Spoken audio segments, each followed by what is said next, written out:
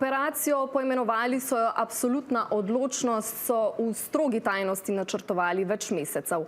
Avgusta naj bi v Venezuelo poslali manjšo skupino ciljnih vohunov, ki so spremljali Madurov vsak korak, ki je bival, kaj je jedel, celo podrobnosti o njegovih ljubljenčkih. In tako so vedeli, da na dan operacije ne bo v predsedniški palači Miraflores v Caracasu, temveč v močno zastraženi varni hiši na območju vojaškega kompleksa Fuerte Tiuna. Ameriški vojaki so dobro vedeli tudi, v kateri sobi ga bodo našli. Več mesecev so namreč vadili v natančni, v naravni velikosti izdelani repliki Madurove rezidence. Spomnimo, na enak način so vadili tudi prijetje Osame bin Ladna v Pakistanu leta 2011.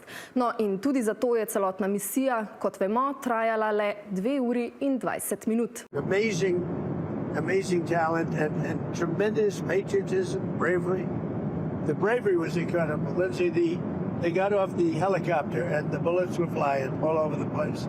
As you know, one of the helicopters got hit pretty badly, but we got everything back. Got everything back and nobody killed.